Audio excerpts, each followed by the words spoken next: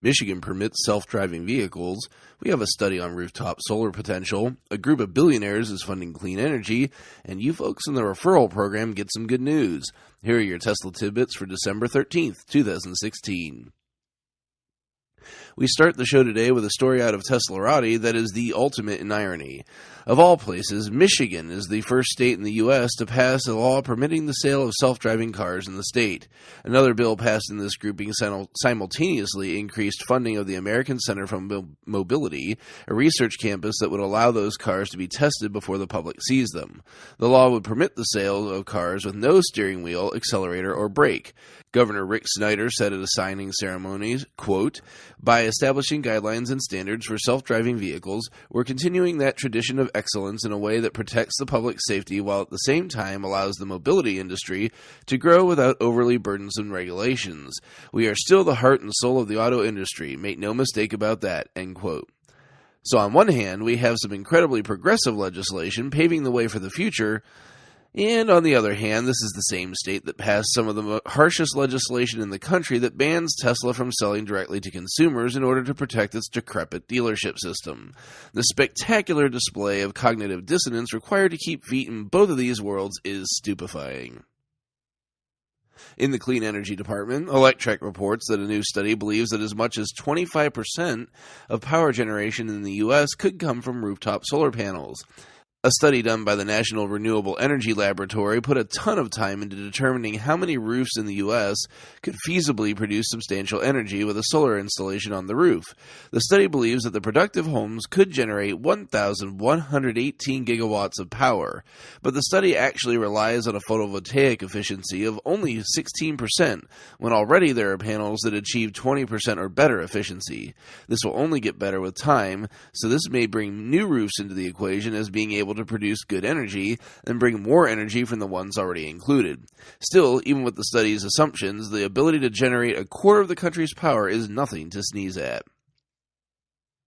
Sticking with clean energy as the topic, Electrek also reports the formation of an investment fund geared toward emerging clean energy technology.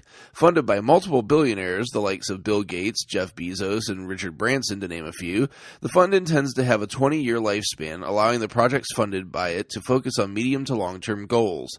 Online news outlet Quartz had this quote regarding the group, quote, "The Microsoft co-founder and his all-star lineup of fellow investors plan to announce tomorrow the Breakthrough Energy Ventures Fund, which will begin making investments next year. The BEV Fund, which has a 20-year duration, aims to invest in the commercialization of new technologies that reduce greenhouse gas emissions in areas including electricity generation and storage, transportation, industrial processes, agriculture, and energy system efficiency," end quote. This certainly sounds like the stuff of Elon's dreams, and I'd not be surprised to hear his name attached to it as well in the future.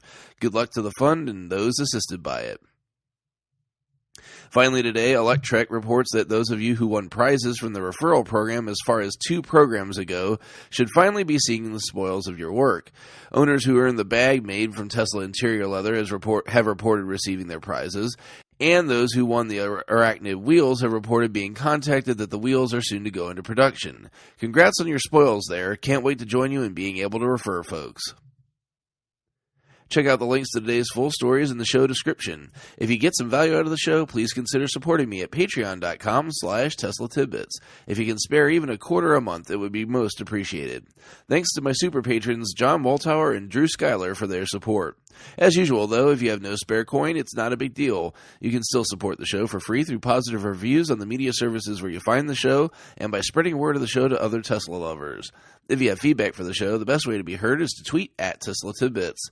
Speaking of feedback, the opinion has been equally split for what to do on slow news days. It's a 3-way tie for simply not having a show and notifying everyone via social media, finding the most interesting story available and still reporting that regardless of its importance, or reporting on a relevant topic that may not necessarily be a current or hot topic. I'm leaning toward option 1, as I think quality of news should be the most important thing in the show. I seriously value everyone's time, which is why I try to stick to just reporting the news and keep the show as close to 5 minutes or under as possible.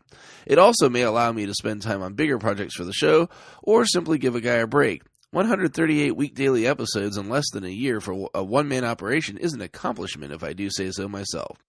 I do apologize for my voice today. I'm a little bit under the weather, so please forgive me for the less than optimal voice sound today.